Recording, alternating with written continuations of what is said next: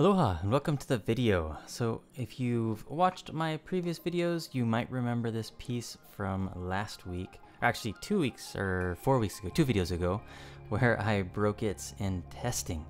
I snapped it. So what happened is it snagged on the base and I had a bad glue up job and that resulted in it just breaking in half. So what I'm doing now is I contemplated a lot what I wanted to do with the piece, whether I wanted to just fix it or make new pieces out of it. It had a nice weight to it, and so what I decided to do is I'm going to turn it into a single-handed club, which I think will work out pretty nice. I'm gonna change though how I join it.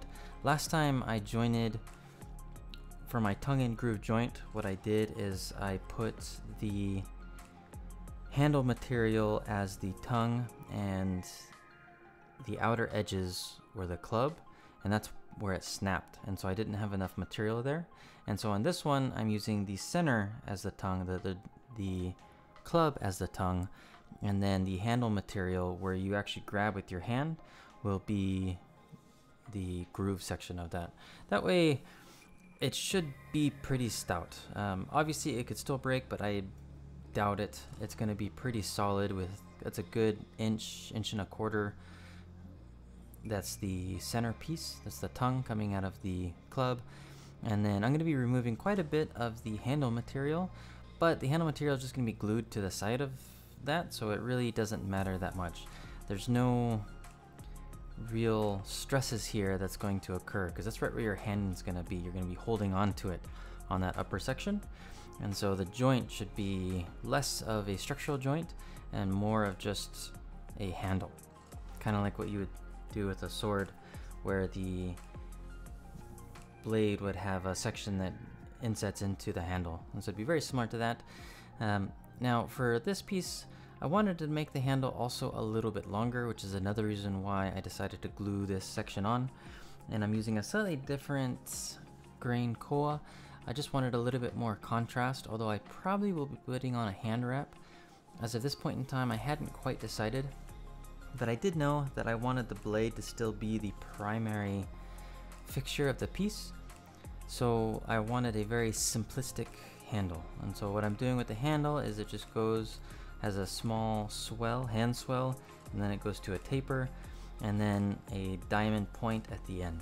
So that way it introduces a little bit of the Hawaiian style leo mano, the end of it where it has like a point or spike that you can use, while at the same time still having good balance with the rest of the piece.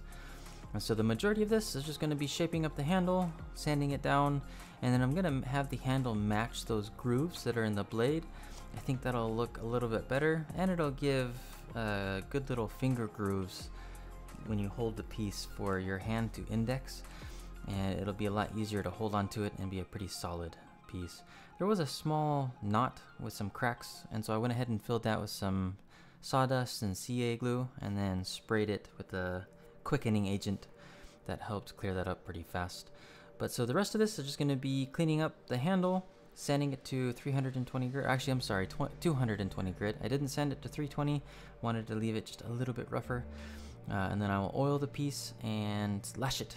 And because I didn't do too much to the blade, it largely just stayed the way that it did, other than needing a small repair. I didn't actually have to spend too much time on the full repair of this piece, and I got to test it. So that was super exciting.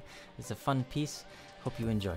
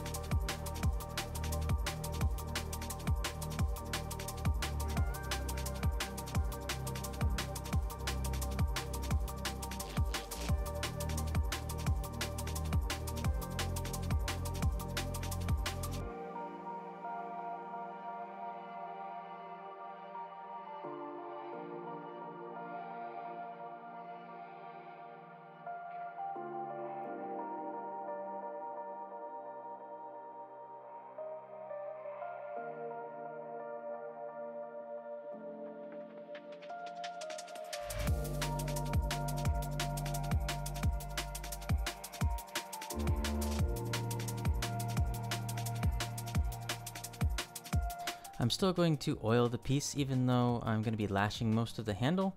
I'm going to do that for a few reasons, primarily because I enjoy oiling it. No, that's not the primary reason, that's the secondary reason. The primary reason is it'll still help seal the piece and make it so that it's resistant to water, doesn't swell, and keep it lasting longer. It is a beautiful coal wood, and I do like the contrast between the handle and the blade. But despite that, I am going to lash it. It's going to give it a little bit more stability and strength. That way any mess ups in my glue gets strengthened by the lashing, and it also will add a lot more grip, so that way it'll feel really nice in the hand. I did a simple crossover pattern towards the transition between the handle and the blade, and then a simple wrapping pattern going back, starting towards the end and going back up towards the handle, or the hilt, or what would be the hilt if this were an actual sword. And then the fix that I need to do on the blade is just a small little section here. This got chipped out when it broke. The head of the blade flew off into the distance and landed on some cement and chipped that out. So I'm just sanding it down, cleaning it up a little bit, re-burning it, and re-oiling the piece. And then once I finish with this, I'll have my finished piece. And man, is this awesome! I don't know if I like it better or the same as the original piece. If you watched that video, let me know in the comments below which one you liked better, the original staff, club staff, or this one single-handed staff. It's almost like a sword now rather than a club, but it is a nice proportion. It's really light relative to its size, just because it's used a distal taper, although the head portion of it has less of a taper now that you can't see the full body.